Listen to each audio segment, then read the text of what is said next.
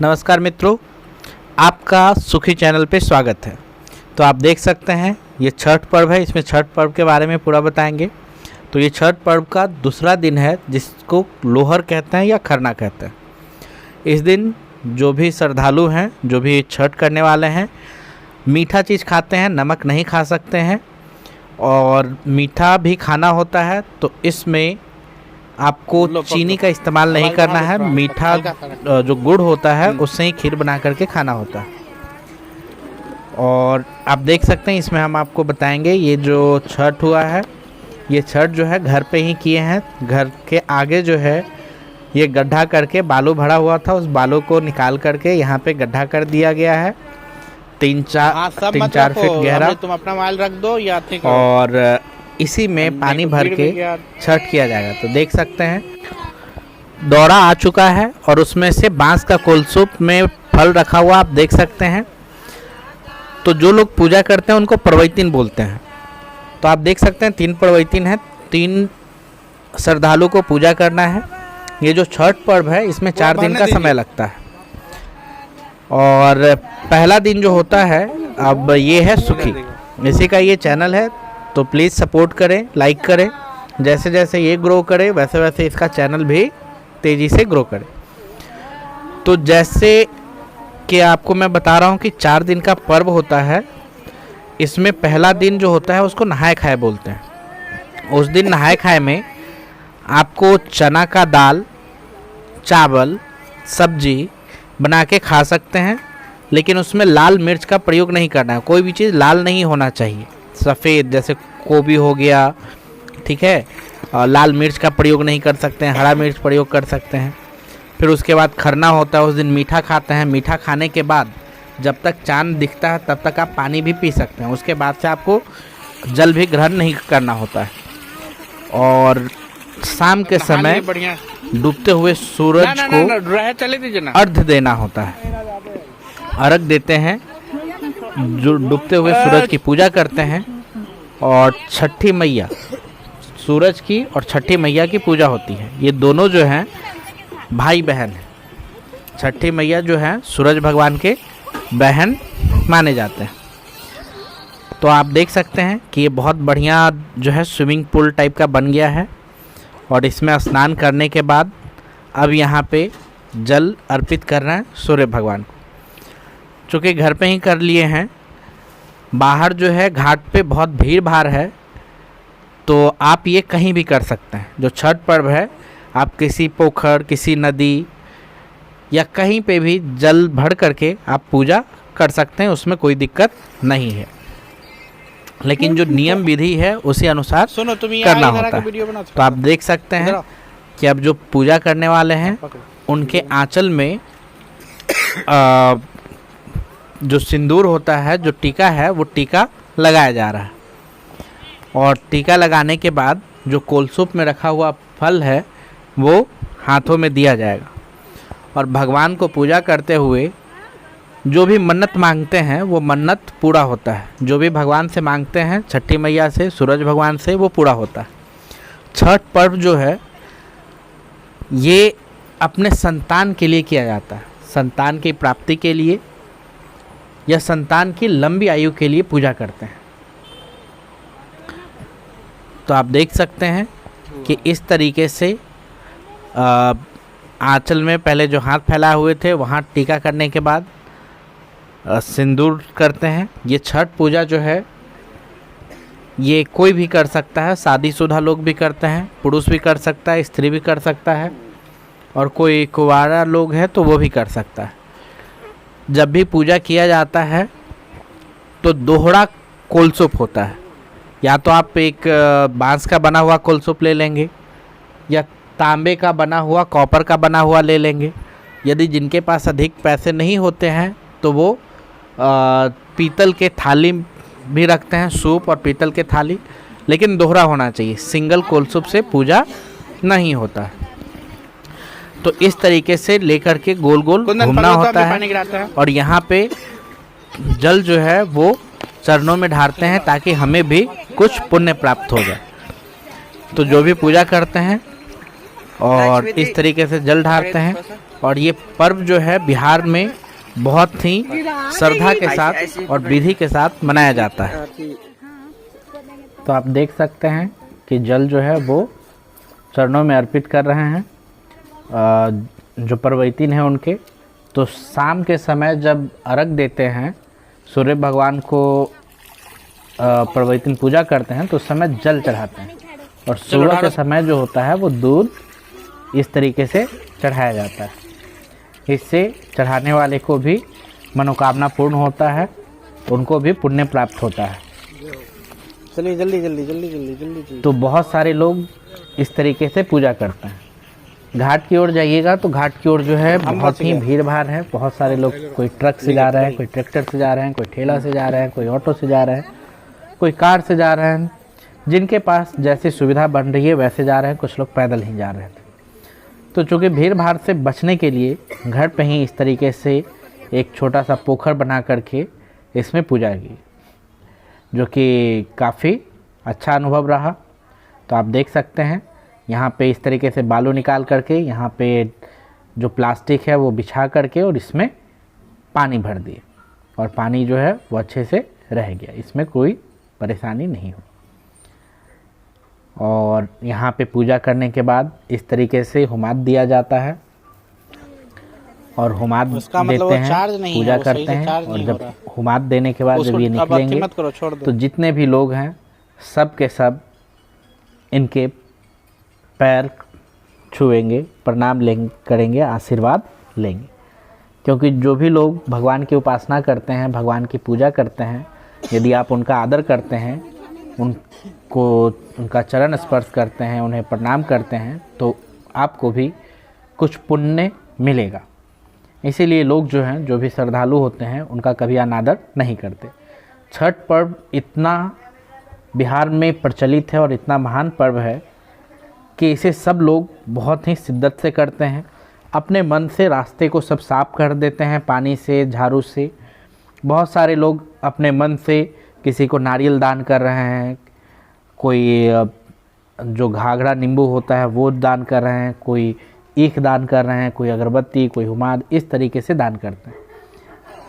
तो आप देख सकते हैं पूजा करके इस तरीके से। ये इनसे बड़े हैं, ये एक के अपने जीजा लगते हैं तो उनका चरण स्पर्श कर रहे हैं, अपने पति का चरण स्पर्श किए, और इस तरीके से अब पूजा करके ये जो कोलसूप है इसको द्वारा में रखेंगे और फिर इसको ले जा कर के अंदर रख देंगे। उसके बाद बच्चे जो हैं थोड़ा क्रैकर जो है वो जलाना शुरू कर दिए। तो इस तरीके से आप देख सकते हैं। तो जो लोग मनोकामना मांगते हैं कि यदि मेरी मनोकामना पूर्ण हो जाएगा तो हम 200 कोलसूप बांटेंगे या 200 नारियल बांट देंगे, इस तरीके से मानते हैं, और जिनका पूर्ण हो जाता है तो उस तरीके से बांटते हैं। अब ये अगले दिन का है, पूरे रात भर जो है ये लोग वैसे ही उपवास में रहते हैं। अगले दिन उगते हुए सूरज को अर्घ देना होता है, जल देना होता है, प्रणाम करना होता है और पूजा करना होता है। तो आप देख सकते हैं कि सुबह में भी पानी चला करके इस तरीके से जल भर दिए हैं और इसमें नहा रहे हैं। डुबकी भी मारने की कोशिश कर रहे हैं और डुबकी भी लगभग मार ही लिए हैं। इस तरीके से नहाने के बाद अब फिर से जो शाम में प्रक्रिया हुआ था, जो विधि हुआ था, उसी तरीके से अभी भी विधि होगा। पहले भगवान से अपने मनोकामना की प्रार्थना करेंगे, भगवान से, सूरज भगवान से, छठी मैया से प्रार्थना करेंगे, जो भी इनके मन में होगा वो मांगेंगे। मनोकामना मांगने के बाद फिर आगे का आप विधि देखेंगे। छठी माई की पूजा, छठ पूजा से बहुत सारा पौराणिक कथा भी जुड़ा हुआ है। ये माना जाता है कि महाभारत काल से छठी माँ की पूजा हो रही है। द्रौपदी ने छठी माँ का पूजा किया था तो उनका जो है जो कौरवों ने धन हड़प लिया था वो प्राप्त हो गया था। तो छठ पूजा जो है वो संतान की प्राप्ति के लिए, लंबी आयु के लिए, धन की प्राप्ति के लिए पूजा करते हैं, या और भी कोई मनोकामना होता है उसके लिए पूजा करते हैं। तो मनोकामना जो है वो पूर्ण होता है। कई सारे ऐसे कहानी भी आपको न्यूज़ में देखने को मिलेगा कि कोई मुस्लिम है, उसका पुत्र जीवित नहीं रह रहा है, या कोई जो संतान जन्म लेता है जीवित नहीं रहता है, तो कोई बताता है कि तुम छठी माँ से प्रार्थना करो तो तुम्हारा पुत्र जीवित रहेगा। वो मान लेता है तो जीवित हो जाता है। तो कुछ मुस्लिम लोग भी जो है वो छठ पूजा करते हैं। मतलब जो मनोकामना मांगा किसी को प्राप्त हो गया, मिल गया, तो वो फिर करते ही चले जाते हैं। और ये इतना पावन पर्व है और इतना प्रसिद्ध पर्व है कि इस समय बिहार आने के लिए बहुत भीड़ लगती है। और बिहारी जहाँ भी रहते हैं, यूपी बिहार वाले, उस जगह पे छठ पूजा बहुत ही गर्व के साथ और बहुत ही विधि विधान के साथ करते हैं। छठ पूजा इतना फेमस है कि पूरे भारत में जितने भी राज्य हैं सभी लोग छठ पूजा के बारे में जानते हैं। और छठ पूजा में बिहार आने के लिए गाड़ियों में, ट्रेनों में, प्लेनों में सीट मिलना भी बहुत मुश्किल हो जाता है। बहुत सारे लोग लाख लाख रुपए खर्च करके छठ पूजा में बिहार पहुंचते हैं। इसकी इतनी मान्यता है। तो आपकी भी कोई मनोकामना हो तो आप बिना पूजा किए ही छठी माई से प्रार्थना कर सकते हैं कि हे छठी माई, मेरा ये मनोकामना पूर्ण हो जाएगा तो मैं भी अगले बार आपको अर्घ दूंगा, आपका पूजा करूंगा। और आपका पूरा हो जाता है तो आप अगले बार से पूजा कर सकते हैं। तो इस तरीके से पूजा करते हैं, आप देख सकते हैं। और आज सुबह में जो है यहाँ पे दूध चरणों में अर्पण किया जाएगा। और जो शाम में आपको दिखाए थे इस तरीके से टिका जाता है। फिर उसके बाद पूजा जो है उसमें आप कोलसुप जो है वो हाथों में दिया जाता है और इस तरीके से पूजा करते हैं। तो महाभारत के युग में भी है, सीता माता ने छठी माँ का पूजा किया था, छठ का पूजा किया था। और भी एक पौराणिक कथा है कि एक राजा था, उसका कोई पुत्र नहीं था, तो उसे किसी ने बताया कि छठी माँ की आराधना करो, पूजा करो तो पुत्र की प्राप्ति होगी, संतान की प्राप्ति होगी। पूजा करते हैं, पुत्र के संतान की प्राप्ति होती है। तो इस तरीके से ये छठ पर्व जो है धीरे धीरे फेमस होता गया और लगभग जितने भी हिंदू हैं सभी छठ करते हैं, चाहे वो अमीर हों या गरीब हों। तो इस तरीके से दूध देखिए अर्पित किया जा रहा है। शाम में आपने देखा था कि जल का अर्पण हुआ था। और पहला दिन जो होता है छठ पर्व का, जिसे नहाए खाए कहते हैं, उस दिन चने का दाल खाना होता है, लाल चीज़ नहीं खाना होता है। उस दिन नमक आप ग्रहण कर सकते हैं लेकिन नहाने के बाद ही खाना होता है। ये 4 दिन का पर्व होता है छठ पर्व, और ये दीपावली के बाद होता है। तो ये जो छठ पर्व है ये कार्तिक मास का है। आप देख सकते हैं इस तरीके से फल जो है, फल भी कम से कम 5 तरह का होना चाहिए। वैसे आप जितना अधिक हो सके उतना फल ले सकते हैं, लेकिन कम से कम 5 तरह का फल होना चाहिए। तो पूजा हो गया है।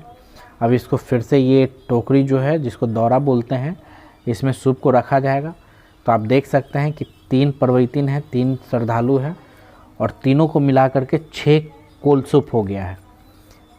इससे ये पता चलता है कि जब भी पूजा करते हैं तो कम से कम दोहरा कोलसूप होना चाहिए, सिंगल कोलसूप से पूजा नहीं किया जाता है।